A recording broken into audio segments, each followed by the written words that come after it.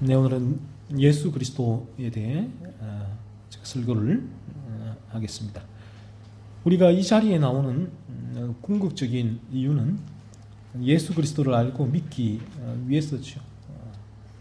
그 예수 그리스도로 말미암아 더욱 또한 생명력을 충만히 얻기 위해서입니다. 이것이 하나님께서 계획하신 구원의 방식이기 때문에 그러합니다. 그래서 그리스도 예수로 말미암지 않고는 우리에게는 구원이 주어지지 않기 때문에 우리가 이 시간 궁극적인 나아가야 할 그 바가 그리스도 예수다라는 것이고요. 또 하나님께서 이를 위해 이 땅에 교회를 허락해 주셨습니다. 교회가 그리스도 예수의 절대적인 필요성, 유일무이한 필요성을 전할 수 있는 통로로 교회를 세워주신 것이죠. 따라서 이 교회가 해야 할 일은 바로 이 사람들을 하나님께서 계획하신 이 구원의 이 방식이죠. 또 구원의 길이신 예수 그리스도께로 인도하는 일이에요. 이것이 교회가 해야 할 전부입니다. 그래서 우리가 오늘날 수많은 교회가 있는데 얼마나 많은 교회가 있습니까? 교파를 이제 초월해서 바라볼 때 오늘도 뭐 이곳에도 주변에도 교회가 얼마나 많이 있습니까? 하지만 우리가 저희 교회를 포함해서 마찬가지입니다. 그 다른 교회, 이 성경에서 하나님께서 이 교회를 통하여 하고자 하시는 일을 하는 교회를 점검할 수 있는 기준은 바로 교회가 뭐 다른 부분 없죠. 오직 이 그리스도 예수의 절대적인 필요성과 유일무이한 필요성을 어떻게 전하고 있는가, 또 여기에 교회가 이 포커스를 맞추고 있는가 하는 거예요. 그렇다면 교회가 이 일에 포커스를 맞추고 있다면 이 다른 쪽으로는 뭐 한눈을 팔 이유가 없죠. 또 다른 쪽에는 큰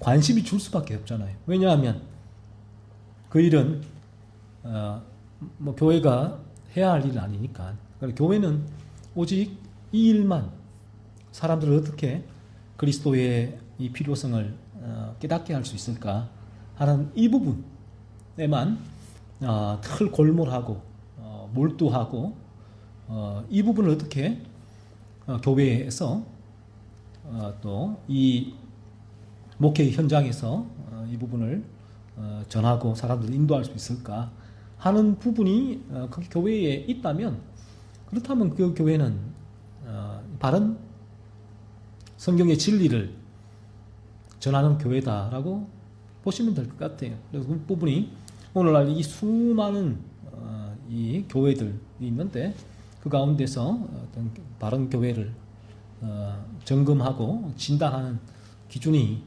된다라는 것입니다. 그래서 마틴 로이드 존스 목사님이 이렇게 말씀하세요. 저희가 이 교회가 가시적인 교회, 비즈블 처치라고 해요. 이 교회를. 그래서 이 유니버설 처치, 보편적인 교회는 눈에 보이지 않는, 우리 거듭난 사람들은 다 보편적인 교회에 속해 있잖아요. 그리고 보편적인 교회는 거기는 오류가 있을 수가 없죠. 거듭난 자들이 모여 있는 그런 교회는, 보편적인 교회는. 하지만 이 비즈블 처치, 이 가시적인 교회에는 거듭나지 않은 사람들도 있죠. 있고 합니다. 그래서 이 로이드 존스 목사님은 그러므로 가시적인 교회에서는 이 교회라고 해서 교회에 예배당이 있고 또 설교자가 있고 청중이 있고 찬송이 있고 오르겐이 있고 뭐 이런 성경이 있고 찬송가가 있다고 해서 다 옳은 교회는 아니다라고 얘기를 해요. 그리고 라일 목사님도 거듭났는가라는 책 앞에서 그렇게 말씀하고 있죠. 교회에서 이 모든 것을 다 갖추어도 그 교회는 옳은 교회가 아닐 수 있다라고 얘기를 합니다. 그래서 심지어는 로이 존스 목사님은 이렇게까지 얘기를 합니다. 더 나아가서 그런 이 가시적인 교회에서는 배교가 있을 수 있다라고 얘기를 해요. 배교. 그 배교가 뭐냐 하면 진리를 진리대로 가르치지 않고 진리를 무언가 다른 인간의 사상과 버무려서 내놓으면 또 진리를 빼서 내놓거나 한다면 그 부분은 배교죠. 그래서 그런 배교가 가시적인 교회에서는 있을 수가 있다라고 거기까지 얘기를 했어요. 그래서 우리가 참된 교회, 올바른 교회의 점검 기준은 바로 이처럼 이 성경의 이 진리, 어떻게 하면 사람들을 그리스도께 예수께로 인도할 수 있을까를 늘 고민하고 몰두하고 거기에 모든 총력을 거기에만 관심을 가지는 교회인가 아닌가 하는 부분으로 판단할 수 있다는 것입니다.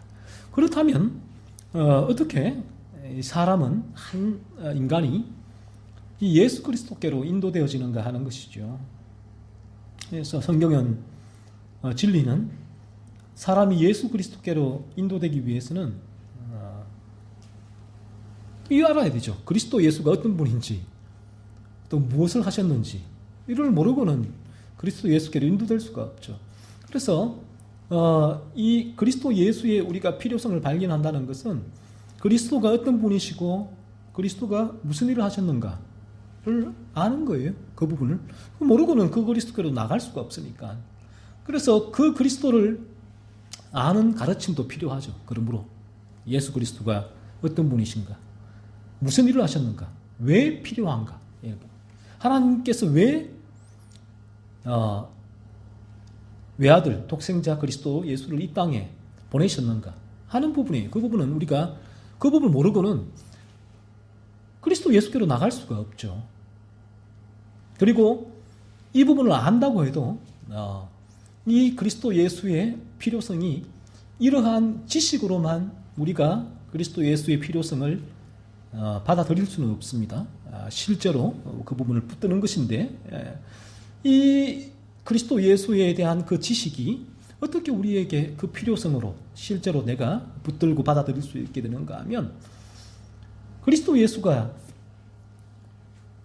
어떤 분인가 했을 때 우리를 죄로부터 건져주신 분이고 우리를 죄에서 건지시기 위하여 오신 분이 예수님이에요.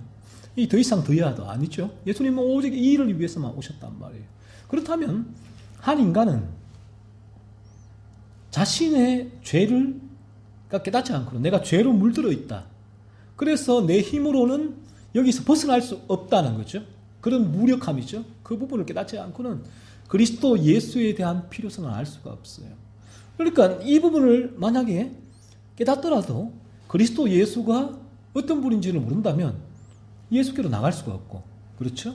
예수 그리스도의 그 필요성 어떤 분인지를 내가 알아도 죄에 대한 깨달음이 없으면 내가 죄로 물들어 있다. 나는 여기서 벗어날 수 없는 무력한 존재라는 실제적인 깨달음이죠. 그런 경험이 없이는 내가 예수께로 나갈 수도 없죠.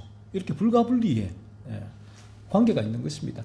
하지만 우리의 구원, 거듭남은 죄를 깨닫는 것만으로는 거듭날 수가 없습니다. 이 단계에 이제 그치는 부분은 큰 문제가 있죠. 여기서는 인간에게 거듭남이 이루어질 수가 없죠. 그래서 왜 죄에 대해서 그렇도록 인간이 듣기 싫어하는 죄악된 본성 가운데 있는 본성적인 인간이 듣기 싫어하는 말이 뭔가 하면 당신 죄인이야, 이거 죄야, 저거 죄야, 이거 죄야 라고 지적할 때 그 죄가 드러날 때 인간은 그 죄에 대해서 거부감을 가지고 밀어내게 됩니다. 인간의 존재는 이제 자신을 아주 고양시켜 놓았잖아요. 이게 인본주의인데, 인본주의 신앙이기도 하고 계몽주의이기도 한데, 인간은 인간을 아주 위대한 존재로 고양시켜 놨습니다. 그래서 과거의 중세 시대까지는 이 세상의 중심이 신이었잖아요. 절대자 신이었는데, 인본주의에서는 세상의 중심이 인간이 되는 거죠. 인간의 중심으로 세상이 돌아간다는 거죠. 이게 이제 신본주의에서 인본주의로 이제 바뀌었죠. 시대에서. 그러면서 인본주의 신학이 또 그렇게 물밀듯이 밀려 들어왔는데, 그래서 인간은 자신을 고양시켜 놓았기 때문에 인간은 자신에게 어떤 도덕과 종교와 윤리로 잘 포장을 해놨단 말이에요. 그래서 포장지는 아주 아름다운 포장지를 자신을 입혀놨기 때문에 자신은 그러한 포장지로 입혀놓은 자신을 바라보면서 자신에게는 늘 인간은 무엇이든지 할 수 있는 존재가 인간이다. 세상의 중심이고 인간은 쓰러질 수 있다. 착해질 수 있다. 이 세상을 유토피아로 바꿔나갈 수 있다. 라는 게 인간의 이 중심적인 생각이잖아요. 그런데 성경의 진리는 그런 인간의 환상을 깨뜨리죠. 착각을 깨뜨리죠. 포장지를 벗겨버리잖아요. 도덕과 종교와 윤리와 학문으로 자기를 잘 포장해놨는데 성경이 포장지를 다 찢어버려요. 그 포장지 안에 뭐가 있습니까? 회칠한 무덤, 바리새인. 바리새인은 자기를 이 유대교 하나님으로 포장을 해놨잖아요. 그래서 존경받는 종교 지도자들이었고, 그런데 예수님이 뭘 했습니까? 너희 안에 죄가 얼마나 많은지 바란 거예요. 너희는 회칠한 무덤이야. 너희 안에 입으로 드러나는 듯이 너희에게 더럽히는 것이 아니라 너희의 마음에서 나오는 게 너희를 더럽힌다 라고 얘기를 해버린 거예요. 바리새인들이, 이 서기관들이 확 뒤집어진 거죠. 포장지를 벗기고 자신 마음 안에 있는 그 죄의 더러운 구정물들을 그리스도께 예수님이 길어내셨으니까, 보이게 해버렸으니까, 그러니까 분노한 거죠. 그래서 어떤 이제 그 예수님의 죽음을 감리교에서는 이러한 정치적인, 종교적인으로 보는 거예요. 그래서 예수님이 죽으셨다는 거예요. 이들이 예수님께 분노해서 예수님을 죽였다라고 그렇게 종교적인, 정치적인 죽음으로 예수님의 죽음을 바라보게 되는 거죠. 그래서 인간은 왜 이런 진리를 싫어하는가 하면, 인간이라는 존재가 죄악된 본성이 있기에 그러한 죄악된 본성을 바라볼 수 없는 존재가 인간인데, 그러므로 그 죄악된 본성은 인간을 계속 포장을 합니다. 나는 괜찮은 사람이야. 이 정도면 도덕적이야, 종교적이야, 윤리적인 사람이야. 내가 이 정도면 뭘 내가 그토록 죄를 지어? 나는 큰 문제가 없어.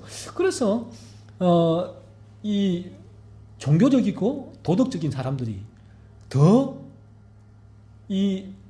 그 죄에 대한, 진리에 대한 거부감, 저항감이 더 심하죠. 그래서 예수님이 그 세리와 죄인이 바리새인과 서기관보다 더 천국에 가깝다는 게 바로 그런 의미예요. 세리와 죄인은 자신의 계속 죄를 지었으니까, 그러니까 그 죄에 대한 깨달음이 훨씬 더, 바리새인과 서기관은 종교적이고 도덕적인 사람이었으니까 자신의 죄를 인정하기가 힘든 부류다라는 부분이죠. 그래서 이렇게 성경의 진리는 인간이라는 존재는 이와 같은 가식적이고 위선적이고 이처럼 죄로 물들어 있는 그 마음을 다 열어보면, 포장지를 열면 그 안에는 죄가 득실거린다는 거예요. 그런 존재가 인간이라는, 그렇죠? 그렇게 성경은 인간의 죄를 지적을 하게 되고, 그러니 이제 인간은 이 성경의 진리를 싫어하고 거부하게 되는 것입니다. 하지만 또 아이러니하게도 이러한 인간의 죄를 폭로하는 이 진리가 없이는 어떤 인간에게도 죄에 대한 깨달음은 일어날 수 없다는 거예요. 이 아이러니예요. 이 진리를 전가하면 인간은, 많은 대다수의 인간은 넓은 길로 가기를 좋아하거든요. 그러니까 그 인간은 이 진리에 대해 거부하고 저항을 가집니다. 싫어할 수밖에 없습니다. 하지만 이 진리가 없이는 어느 누구도 죄에 대한 깨달음이 생길 수가 없고, 예수 그리스도의 필요성을 인지할 수 없다. 실제적으로 그 부분의 필요성을 느낄 수도 없게 된다는, 여기에 아이러니가 있는 부분입니다. 그래서 오늘날 이러한 진리가 많은 사람들이 그 비위를 상하게 하죠. 사실은 교회에서도 이런 진리를 전하면, 일반 복음주의 교회에 전하게 되면 아침부터 속으로는 재수없게 왜 저렇게 저런 얘기만 할까? 좀 긍정적인 얘기, 재밌는 얘기, 좀 세상에 유익한 정보, 이런 부분을 이 목사가 좀 연구하고 또 책도 읽고 매거진도 많이 읽고 그런 걸 좀 이렇게 주면 얼마나 좋아. 그런데 아침부터 왜 저렇게 우울한 얘기, 집안 얘기만 저렇게 늘어놓는가, 뭐 이런 생각이 듭니다. 그래서 많은 분들이 이런 메시지에 그런 반감을 가지게 되는데, 그럼에도 불구하고 이 메시지만이 그 많은 반감을 가지는 사람들 중에 소수를 변화시키죠. 하나님의 역사죠. 성령이 역사할 때 비로소 인간은 그런 메시지에 반감을 가지다가 어느 날 그 메시지가 자신을 돌아보게 하는 것이죠. 내가 그토록 반감을 가졌던 메시지인데 어느 순간 그 메시지를 가지고 자기를 비춰보고 있다는 거예요. 내 마음에도 나도 이런 죄가 있는데, 이런 죄를 짓고 있는데, 이게 성경이 죄라고 했는데 내가 이런 죄를 짓고 있네, 이렇게 자신을 돌아보게 되는 것이죠. 그래서 우리가 이러한 그리스도 예수에 대한 이제 알아야 되는 가르침이 반드시 필요하다라는 부분, 그리고 이 부분이 없이는 죄에 대한 깨달음이 있어도 그리스도 예수께로 나아갈 수 없다는 것이죠. 그래서 제가 이 죄각성 가운데 있는 분들은 항상 두 가지를 하라고 말씀드리고 있죠. 그전에도 이미 설교들을 들었겠지만 이 시간도 매주 한 달에 셋째 주는 그리스도 예수에 대해 설교하는 이유가 바로 여기 있는데, 설교하는 이유가 두 가지가 있습니다. 하나는 그 이유 때문에 예수 그리스도를 모르고는 죄각성 있는 자들이 예수께로 나올 수 없기 때문에 이 설교를 해야 되고, 또 하나는 이미 거듭난 자들은 거듭난 자들에게는 예수 그리스도를 통하여 더 거룩한 열매를 맺을 수 있기 때문에 그런 거예요. 예수님이 이 설교를 통해서 내 안에 존재하는 그리스도의 생명이 더 풍성해지면 더 풍성한 열매를 맺을 수 있기 때문에 이 두 가지 목적을 가지고 셋째 주에는 그리스도 예수에 대하여 제가 설교를 하고 있습니다. 그래서 우리 그 예수님을 이 시간 알아야 될 필요가 있고, 그 예수 그리스도에 대하여 제가 이 시간 설교를 하게 됩니다. 그래서 우리가 이 예수님을 믿으면 이 죄에서 건진받게 돼요. 죄에서 좀 전에 말했던 그런 죄의 깨달음, 죄에 대한 진리가 먼저 선포되어야 되겠죠. 그 죄에 대한 진리. 그래서 사람들이 다 신나고 다 떠나가도 이 부분을 경험한 사람은 이 얘기를 할 수밖에 없어요. 설교자나 또 그리스도인이나 똑같아요. 누구를 만나더라도 이 얘기를 할 수밖에 없어요. 중생을 어떻게 얻는가 했을 때는 내가 이렇게 이 진리를 통하여 거듭났기 때문에 이러한 방식으로 이 구원의 도를 전할 수밖에 없는 것이죠. 그래서 이 부분은 내가 경험하고 내가 그 구원의 진리를 경험했고 그 구원의 진리 가운데 지금 살아가고 있기 때문에 다 떠나가도 그거는 숙명이 숙명. 이게 내가 어쩔 수 없는 거예요. 내 존재 자체가 이미 그러한 존재이기 때문에 그런 목회를 할 수밖에 없고 그런 설교를 할 수밖에 없고 그렇게 중생한 교인도 마찬가지예요. 그런 설교를 들을 수밖에 없고 그러한 다른 이들에게 그러한 진리를 전할 수밖에 없는 그런 숙명, 운명이에요. 그렇지만 이 부분을 경험하지 않으면 여기 기후, 저기 기후 자꾸만 헷갈리죠. 그러니까 왜 내가 경험한 바가 없기 때문에 내가 이 부분에 경험한 바가 없기 때문에 그러한 이 진리에 대한 확신이죠. 확신. 그래서 확신에 대한 부분은 내가 양이란 일에서 양이란 존재가 되었을 때에 양의 존재의 도임이 확신이죠. 그 삶 자체가 확신 있는 삶이 되는 부분이에요. 그러니까 이 부분이 되지 않으면 끊임없는 이러한 내가 이 진리에 대한 이 부분에 대해서 어느 누구에게도 어떤 그래서 이 교회도 목회 현장에서도 이 진리를 적용이 안 되죠. 이 부분에 있어서. 왜 내가 경험한 바가 사실은 없기 때문에 내가 지식적으로는 이 청교도의 중생론을 알아도 목회 현장으로는 이 중생론을 끌어올 수가 없죠. 그리고 그런 설교를 매번 할 수도 없고요. 그럴 수밖에 없는 것입니다. 그러니까 계속해서 이 성경이 말하는 바, 하나님이 말씀하시는 바를 말할 수가 없고, 그렇게 되면 이 설교자도 어떻게 되냐 하면, 오늘은 이 교인들이 한 주간 어떤 힘든 일이 있었을까? 어떤 설교가 유익할까? 이 교인들의 기호, 소원, 원하는 설교, 취향에 자꾸만 맞추려고 갈 수밖에 없는 거죠. 그래서 그렇지만 이러한 그 중생을 또 경험하고 그 중생 가운데 걸어가는 이들은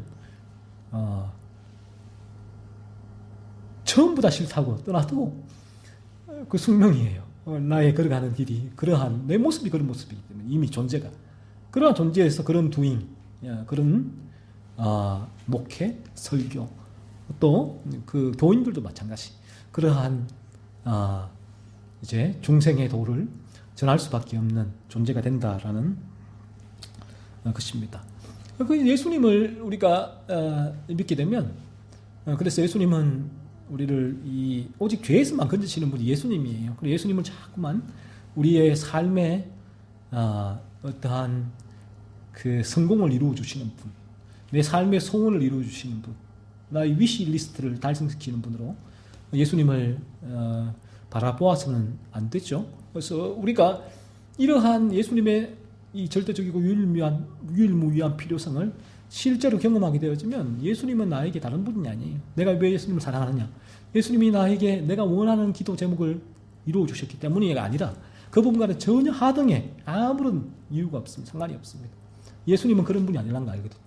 예수님은 오직 나를 이 죄에서 건져주신 분이기 때문에 예수님을 사랑할 수밖에 없고 늘 그 예수님을 바라볼 수밖에 없는 거예요. 그 예수님이 너무나 이제 사랑스러운 분이 되고 내 안에 존재하는 예수님과 늘 교제할 수밖에 없죠. 친교.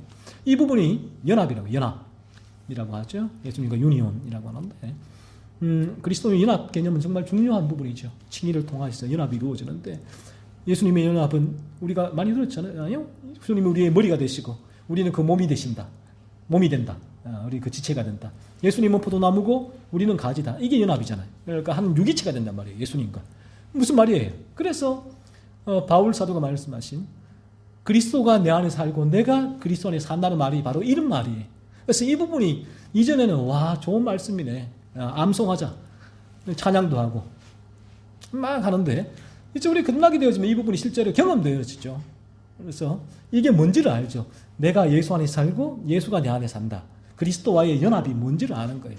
정말 내 안에 예수의 생명이 끊임없이 내 안에 존재하니까 그 생명으로 내가 살아가는 거예요.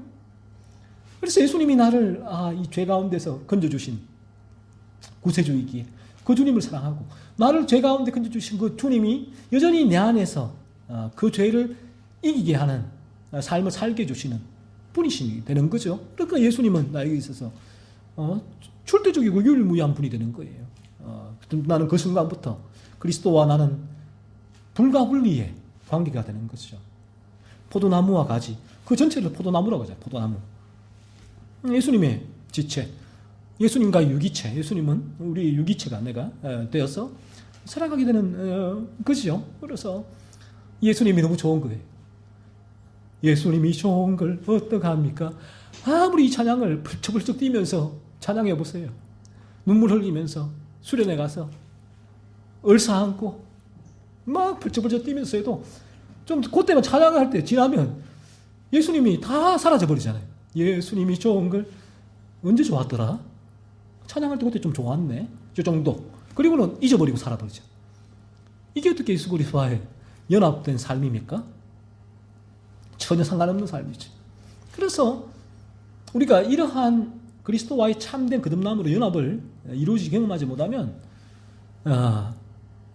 우리는 그리스도 예수를 1년 중에 한 서너 차례 묵상하게 됩니다.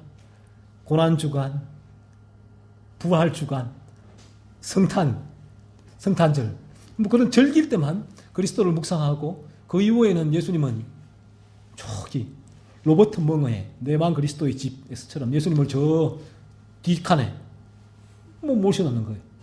그래서 이 부분을 휘니식의 중생론에서는 육적인 그리스도인이다라고 말하고 있는데, 육적인 그리스도인이 어디 있습니까? 그리스도인은 다 1이 하프, 양 하프가 어디 있습니까? 반이 어디 있어요? 그런 존재는 없어요. 1이 아니면 양이에요. 육적인 그리스도인이 아니라 그런 그리스도인은 거듭나지 않은 그리스도인인 것이죠. 그래서 우리가 참으로 거듭나게 되어지면 이처럼 그리스도 예수가 내 안에서 살아계셔요. 그 생명이. 그래서 나는 늘 그리스도 예수와로 말미암아 호흡을 하게 되는 존재는 것입니다. 그래서 그 호흡이란 의미 자체가 뭔가 하면, 내가 예수님이, 내가 지금 아프다, 예수님이 호흡하니까 내가 그 병을 낫게 해주시겠지가 아니라, 내 안에 있는 호흡은 오직 죄에 관련된 부분이에요. 왜? 예수님이 나를 죄에서 건져주셔서 이제는 그 죄가 아예 없애버리는 그런 거룩한 삶을 지향하도록 예수님이 나를 그런 존재로 만드셨기 때문에, 그렇게 사는 삶, 거룩한 삶을 살게 하시는 분도 예수님밖에 없어요. 그러니까 내 안에 그 예수님을 늘 내가 바라보게 되고, 그 예수님으로 말미암아 사랑하게 되고, 그 예수님으로 말미암아 하나님의 사랑을 알게 되고, 그 예수님으로 말미암아 하나님을 찬양하게 되고, 이렇게 다 유기적으로 다 연결되어 있는 것이죠. 그래서 이 부분이 살아있는 신앙이 되는 것입니다. 예수님은 이런 분입니다. 그래서 예수님이 여기는 너무나 감사하고 너무나 좋고 너무나 사랑스러운 분이죠. 예수님을. 그래서 베드로가, 사도가 너희가 예수를 보지 못하였으나 사랑하노다, 말로 할 수 없는 영광스러운 즐거움으로 기뻐하니, 즐거워하니, 기뻐. 여러분 어떻게 이 감정을 아시겠어요? 아시겠어요? 보지 못하여 사랑하노다. 바로 이런 부분이에요. 그리스도 예수가 내 안에서 살아 역사하시고, 그 생명이 나에게 끊임없는 죄를 찾아내게 하고, 죄의 중추적인 세력을 꺾어놓고 죄를 죽이는 힘을 주시고, 이 그리스도 계시기에 내가 오늘도 연약하지만 또 죄에 흔들리지만 그 죄를 찾아내고 죽이는 삶을 살아갈 수 있는 거예요. 나라는 존재는 너무나 연약합니다. 나약합니다. 나라는 양 혼자 버려두면 얼마 먹고 죽습니다. 양이 눈도 잘 안 보인다잖아요. 밥도 못 먹어요. 풀도 못 찾아요. 눈도 잘 안 보여서. 양은 목자가 보호하지 않으면 양은 혼자 살 수 없는 존재. 이런 존재가 거듭난 그리스도인이라고요. 그래서 이런 부분을 알기 때문에 거듭난 그리스도인은 이 자체가 겸손한 삶이 되죠. 그 존재 자체가 겸손의 도임을 이제 살게 하는 것입니다. 그래서 우리가 이 예수님을 이런 분이고, 예수님을 참으로 믿게 되면 예수님은 끊임없이 저와 여러분의 이 마음 안에서 그 생명력을 공급해 주시는 분이다라는 것이고, 여러분은, 저는 그리스도 예수 없이는 살아갈 수 없는 그런 존재가 돼요. 그래서 내게는 고난주간, 부활주간, 성탄주 큰 의미가 없어지는 거예요. 365일 그리스도 예수가 내 안에 고난과 십자가의 죽음과 부활을 통해 재림하실 주님, 그 주님으로서 살아 역사하는 거죠. 이게 이제 그리스도와의 연합된 거듭난 성도의 삶이 되는 것입니다.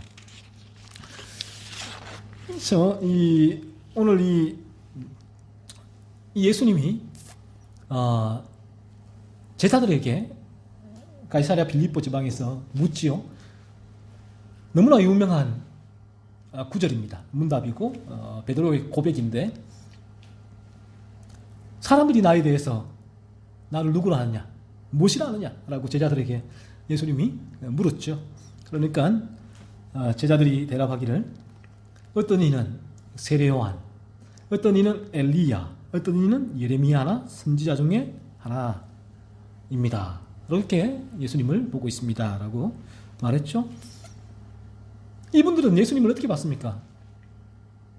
자신들을 죄에서 건져주시는 하나님의 아들이란 사실을 몰랐어요? 전혀 몰랐습니다. 어떻게 보면 신기하지 않습니까? 어떤 면에서 이들에게 엄청난 특권이잖아요. 예수님 당시에 예수님과 동시대의 삶을 살아갔다는 건 너무나 큰 특권이잖아요. 예수님을 그 시대에서 목격하고 동시에 그러한 오병이어의 기적이나 또 칠병이어입니까? 그런 기적이나 수많은 기적을 예수님을 통하여서 그 당시에 목격한 그 수많은 사람들에게는 얼마나 놀라운 특권입니까? 저희는 예수 그리스도 예수를 볼 수가 없잖아요. 그런데 그들이 그 예수 그리스도가 이 구약의 메시아, 그들을 죄에서 건지실 뿐이다. 예수님은 그렇게 인자라고 다니엘서에서 말한 인자가 구약에서 오실 메시아라는 거잖아요. 그래서 자신을 Son of Man이라고 구약을 차용해서 너희가 구약을 믿으니까 구약에서 다니엘이 말한 인자가 바로 나야 라고 예수님은 그 인자에 대해서 얘기를 하는 거예요. 그 부분에 있어서. 그럼에도 불구하고 그들은 그리스도 예수가 메시아다, 우리를 죄에서 건져주실 그리스도다 라고 인정을 안 했잖아요. 수많은 사람이. 그 많은 무리가 그리스도 예수와 함께 같이 걷고 먹고 마시고 자고 했으면서도 불구하고 그 시대에 그리스도 예수를 직접 목격했으면서 자, 어떻습니까? 예수님, 여러분들이 보면서 어떤 생각이 드세요? 아무리 어떠한 인간에게는 기적이 눈앞에 일어나도 그 기적을 통하여 인간은 참되게 그리스도 예수를 믿을 수가 없어요. 이게 인간의 존재입니다. 인간이 어떻게 예수 그리스도를 믿는가 했을 때에 이러한 진리가 선포되었을 때에 죄에 대한 진리가 증거되어지고 자신의 죄를 깨닫고 그리스도 예수에 대한 진리를 들을 때에 하나님의 역사, 오직 하나님의 은혜라는 것이죠. 그래서 하나님, 그러니까 제가 여기서도 할 수 있는 일은 없어요. 여러분들에게 이 진리를 전할 수밖에 없고 그 이후에는 하나님이 하시지 않고는 어떤 영혼도 죄에 대하여 깨달을 수도 없고, 그리고 그 죄로 말미암아 그 예수 그리스도가 하나님의 아들이시고 십자가에서 나를 그 죄에서 건지시기 위하여 죽으셨다는 그 사실도 믿을 수가 없는 존재가 인간이라는 것입니다. 그래서 오직 우리의 거듭남은 하나님의 은혜예요. 그래서 이 성경적인 중생론에 의하면 따르게 되면 이러한 중생의 과정이 인간이 할 수 있는 일이 전혀 없단 말이에요. 전혀 없다. 그래서 힘든 거예요. 너무나 힘든 거예요. 찰스 피니의 중생론은 인간이 할 수 있는 인간을 이 거듭나게 할 수 있는 공간이 너무나 많았다. 그렇죠? 이 피니가 만든 중생론이죠. 그래서 피니는 이 공간에 인간의 수단과 방법, 프로그램을 계속 집어넣었죠. 계속 돌렸습니다. 그래서 모디가 찬양 사이트 생키를 통해서 한 이런 집회 가운데 전에 한두 시간에 찬양을 계속 했잖아요. 마비시키는 거죠. 어떤 면에서. 인간이 할 수 있는 말을. 어떤 쇠뇌의 작업이 찬양을 하면서. 그렇지, 감정의 고조를 일으키고 그러한 감정을 통해서 예수의 주는 그 세상의 유익들을 통해서 막 쏟아부으면 인간은 와, 예수님을 나도 믿고 싶다. 천국에 대한 그러한 설교를 통해서. 그럴 때 일어나게 돼요. 강대상 나오라. 알트콜링을 하는 거죠. 그리고 자, 고백하라, 따라해라. 그래서 결심기도죠. 하게 되면 예수를 믿었다는. 이것을 인간이 할 수 있는 것이죠. 인간이 해서 인간의 신앙 고백이죠. 받아낼 수 있는. 그렇죠. 그래서 저희가 교회에서 6개월, 1년 다니면 학습과 세례를 하게 되는데 그때 문답을 할 때 그 문답에 나온 대다수는 예수를 믿습니까? 죄인인 줄 믿습니까? 네. 예수를 믿 예. 라고 대답 안 하는 사람이 어디 있습니까? 그 문답에서 실제로 내가 경험하고 있는 바와는 별개로 문제로 다 대답을 하게 되죠. 그러면 교회가 점검할 수 있는 기준은 그 기준밖에 없잖아요. 신앙 고백. 그래서 다들 구원받았다라고 얘기를 하는데, 그래서 이 피니식의 중생론에서는 인간이 관여할 수 있는 바가 너무나 많다. 알미니안적인 어떤 중생론이 되는데 많다는 것이죠. 하지만 칼빈주의적인 중생론, 이런 청교도의 중생론은 인간이 관여할 바가 전혀 없어요. 인간이. 왜? 인간은 전적 타락했다.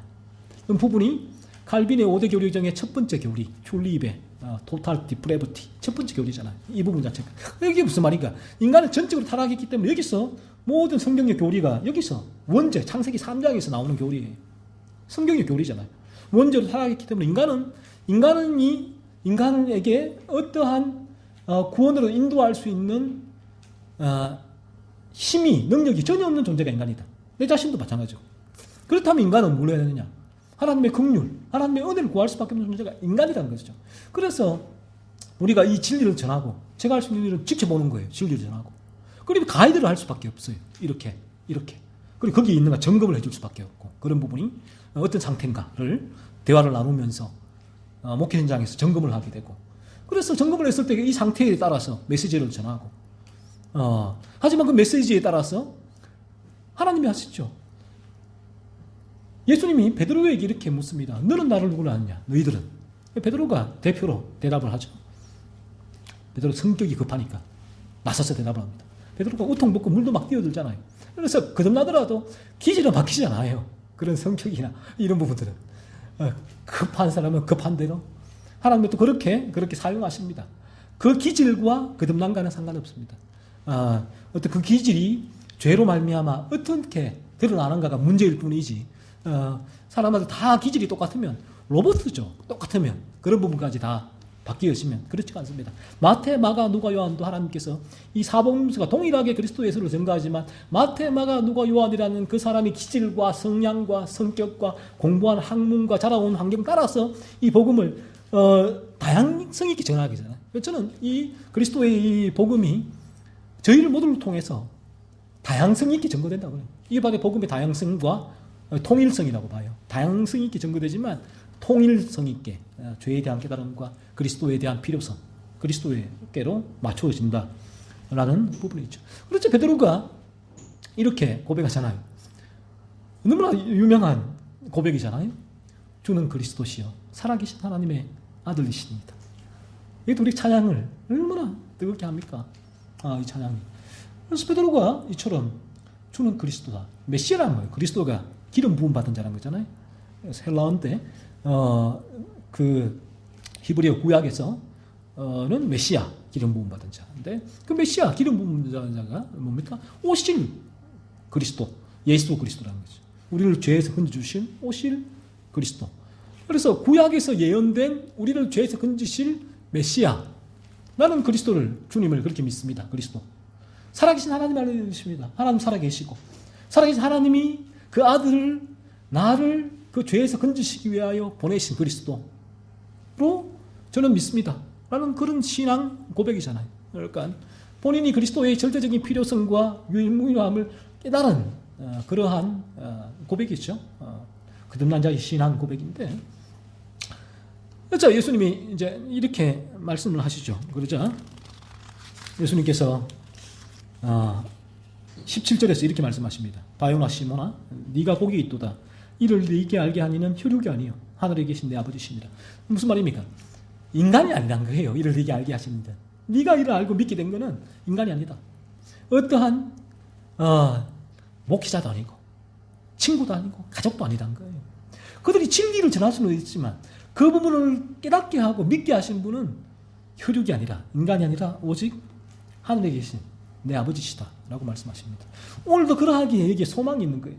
우리에게 거듭남이 이루어지지 않기 때문에, 인간이 할 수 있는 바가 없기 때문에 때로는 저도 절망감과 무력감을 가질 때가 너무나 많이 있습니다.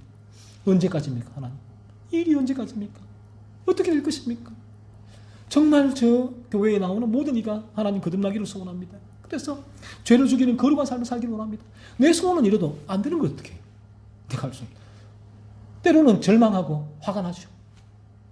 하기도 하죠. 답답하기도 하죠. 그러나 이 부분이 곧 이러한 부분으로 통해서 내가의 무력함을 깨닫고 오직 하나님의 은혜만 구하는 거예요. 하나님은 하실 수가 있습니다.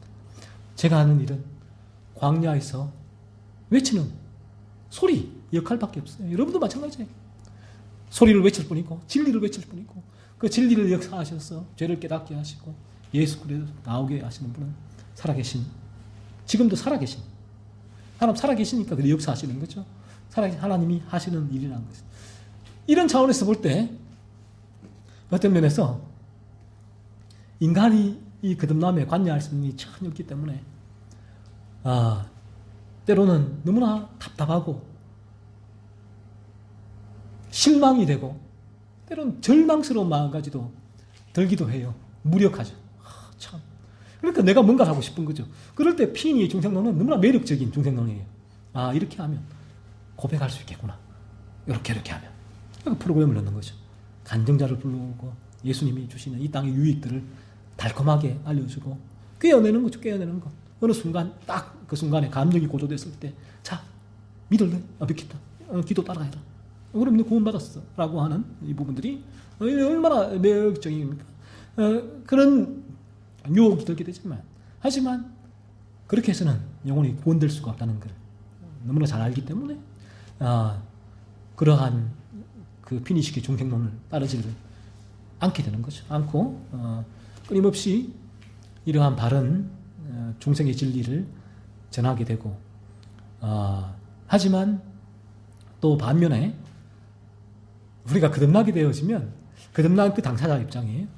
저희가 보는 저 입장에서도 답답한 게 있어요. 답답하고 참 이게 언제까지인가 왜 이리 거듭남이 이루어지지 않는가 하는 그런 답답한 속에 때로는 화가 올라오기도 하고 그럴 때가 있어. 이게 인간의 저도 연약함이고 저희 죄성이죠. 바라보고도 회개하게 되는데 하지만 그 당사자 입장에서는 또 거듭나게 되어지면 이게 얼마나 쉬운 일인지 몰라요. 내가 한 일이었기 때문에 하나님의 은혜이기 때문에 하나님께서 어느 순간 내 마음에 이루어 주셨기 때문에 이게 너무너무 쉬운 일이에요. 그래서 성경에서는 일하지 않고 삭을 받는다라고요. 이게 은혜다 말하고 하나님의 은혜를 아는 거죠. 그래서 오늘 이 자리에 나온 여러분 모두에게 저는 이러한 하나님의 은혜가 이 진리를 통하여 임하기를 소원합니다. 그래서 여러분은 이 진리에 힘들더라도 귀를 기울이십시오. 매주일 또 주중에 또 계속 그런 진리를 들을 때에 살아계신 하늘에 계신 살아계신 하나님께서 그 진리를 통하여서 성령을 보내시고 우리에게 역사해 주실 때에 인간은 할 수 없지만 무력하지만 하나님이 인간은 할 수 없으되 하나님은 하실 수 있다. 누가 이 낙타기를 바늘기로 낙타가 들어갈 수 있습니까? 인간은 할 수 없으되 하나님은 할 수 있다. 인간의 능력으로는 바늘기로 이 낙타를 들여보낼 수 없죠. 하나님은 하실 수 있다는 거예요. 하나님이 바로 하나님이 이와 같은 인간으로 볼 때는 불가능한 일을 하나님이 하신다라는 부분인데 그러한 하나님의 은혜가 진리를 통하여 이 자리에 나온 여러분 모두에게 임하기를 원하고 그래서 한 주간도 계속 여러분의 죄를 살피십시오. 그리스도를 묵상하십시오. 그러할 때 베드로와 같이 이를 네게 알게 하니는 혈육이 아니요 하늘에 계신 내 아버지이시니라 라는 이러한 우리 주님의 마침내 우리에게 주시는 이 은혜의 말씀을 우리도 다 듣게 될 줄로 믿습니다.